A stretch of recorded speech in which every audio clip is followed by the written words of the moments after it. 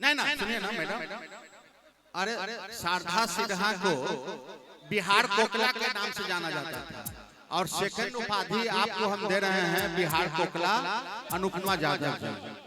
लेकिन वो गाना गाइए, कौन गाएगा?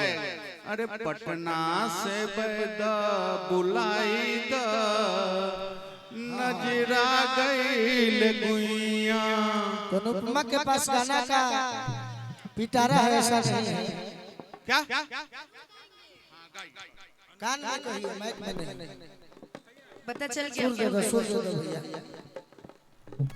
कि हम लाख छुपाए प्यार मगर, हम लाख छुपाए प्यार मगर दुनिया को पता चल जाएगा।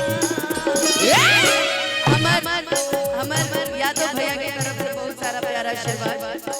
लेकिन छुप छुप के मिलने से,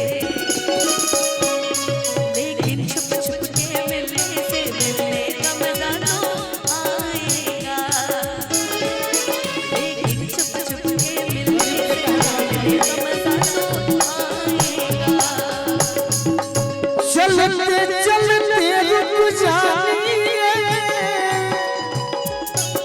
क्या बात है, सपना में कहीं खो जानी। जहिया ना तुझसे बात करी पगली रे पागल हो जानी। जहिया ना तुझसे बात करी पगली रे पागल हो जानी। बोलू भैया, अनुपमा का कोई परीक्षा नहीं ले सकता, ये गाना कोई बड़ी बात नहीं है। सही शारदा सिन्हा जी का जो सभी फैन है, ये गाना थोड़ी कोई बड़ी बात है। ये तो गाना नॉर्मल है, सभी याद करते हैं क्योंकि उनको मानते हैं कि पटना से बैदा बुलाई दो। जय हो।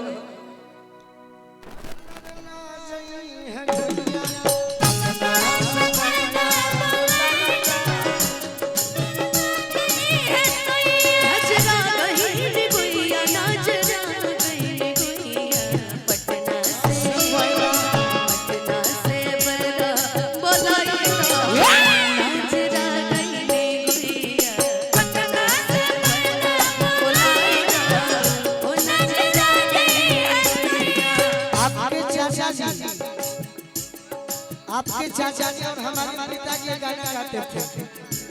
वशिष्ठ भैया हमारे पिताजी गुरु हमें गरीब है, किसान है, हमारे बाबूजी गावत रहल। हां जी। पियले शराब गाजा तारी, पियले शराब गाजा तारी, हमर पिय मिलले अनारी।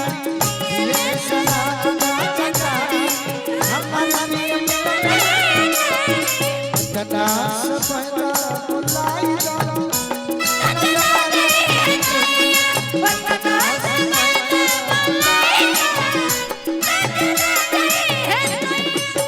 छोटा की ननदिया बनेली सावतनिया, छोटा की बहिनिया बनेली सावतनिया, छोटा की बहिनिया बनेली सावतनिया। अरे ननदो के कवना कराई दो, नजरा गई बिखरिया पटना से बैदा बुलाई दो। नजरा गई बिखरिया पटना से बैदा बुलाई दो, नजरा गई बिखरिया। अनुपमा आपके चाचा जी एक और गाना गाते थे। कौन सा? अखिया मिलावत में, अखिया मिलावत में, अरे अखिया लजात बा का बात बा। अखिया मिलावत में, अखिया लजात बा का बात बा। हमरा मन बुझात बा का बात बा।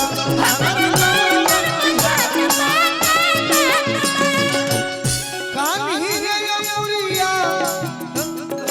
कान्ही अमुरिया बुझलू, कान्ही अमुरिया ये है कान्ही रे अमुरिया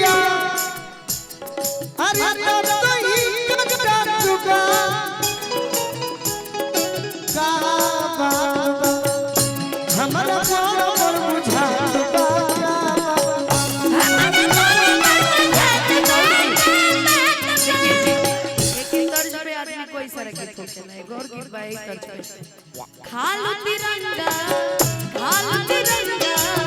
गोरिया हो हार के जा झार के खालू तिरंगा गोरिया हो हार के जा बाकी ओई होए तवार के जा झार के बाकी ओई होए तवार के जा झार के एगो और बात बारे से कही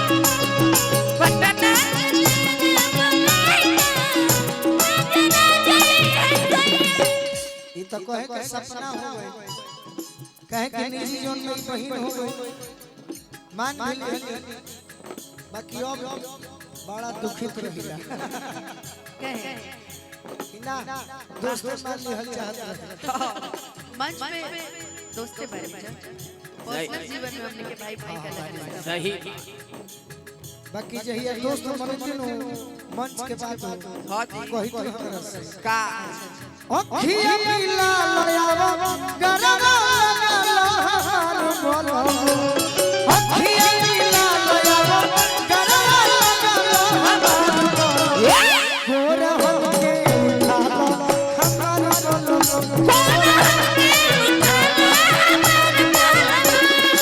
अखिया मिला लयावा अखिया मिला लयावा गरवा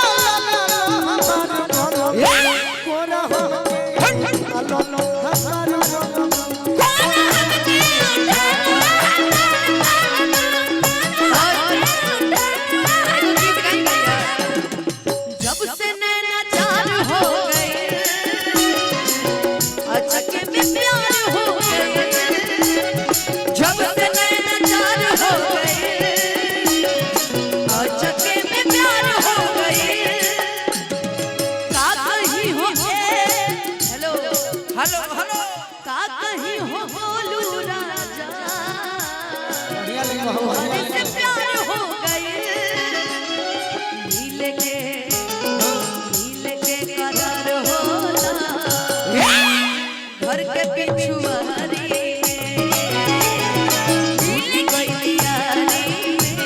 घर के बीमारी